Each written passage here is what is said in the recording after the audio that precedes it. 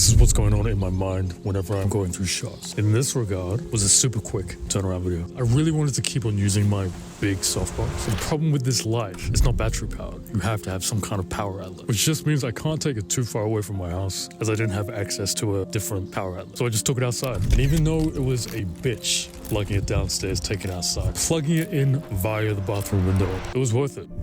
Obviously, as you can see, it took a while to actually get a shot that kind of made sense. For me, this was the one I ended up on. So using the actual sky as a background, I kind of tried to match it with what I was wearing. The softbox, much like right now, coming at kind of a 45-degree angle, itself kind of creates a contrast in light, and I had it as close as I possibly could. Mainly because the closer a light source is to you, as well as how big it is, the softer the light is. And I had that shit blasting to like 80 to 100%, because if you're shooting in broad daylight, you're battling with the light in the background. So you gotta fight that with something to level out that exposure. Although looking back, what I definitely could have used was some kind of backlight that wasn't just the sky. That way I would have gotten a nice little outline around me. This shot is self-explanatory as fuck. Basically, I gave myself a deadline beforehand, running out of time. I said, fuck it. I live incredibly close to countdown. I've always kind of wanted to see what they would do if I just started filming. I don't know, maybe I'm the drama, but I just want to see if I could get away with it. And I did. No one stopped me. Honestly, the scene was super simple. Just picked an aisle that I like. Now, I didn't have my key light with me because it's not battery powered. And also, I was already kind of teetering on the line in terms of security and people watching me and shit. And this is the thing, if you're gonna do shit like this, do not be obnoxious. Like, don't have your shit playing out loud.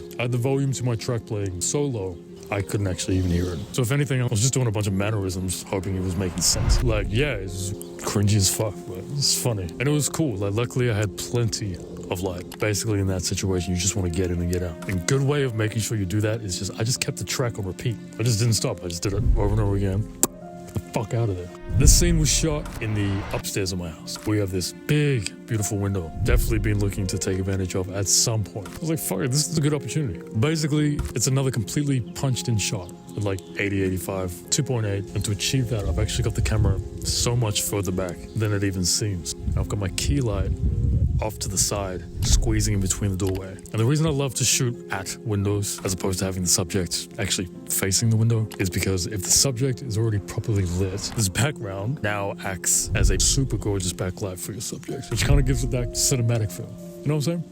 Now, bear in mind, I didn't have any scenes in mind beforehand. So skating along, I noticed a building that I've actually seen previously, but only in the past like couple of days or so. There's this gorgeous church building thing, and the hook for the chorus is "Swear to God, like you didn't even call me." Am I seeing this? Oh yes! So instantly find a spot, set up the camera. This one's actually wider. This is a wider shot. Maybe like a 35mm, maybe even a 24. No key lights, in and out. I was happy with the framing. This was at like 5 p.m. This is like peak traffic hour. There were all these cars going back and forth, you know, yelling out. It was funny. It was cool. It was like, I just didn't know what I was doing. But it was a good test for my confidence whether or not I backed out. And I come this far, like, where the fuck would I? And then conveniently enough, that roundabout that I mentioned, matter of fact, look at this. Same place, right? Just another kick-ass spot. By then, it was kind of golden hour, being the sunrise or sunset.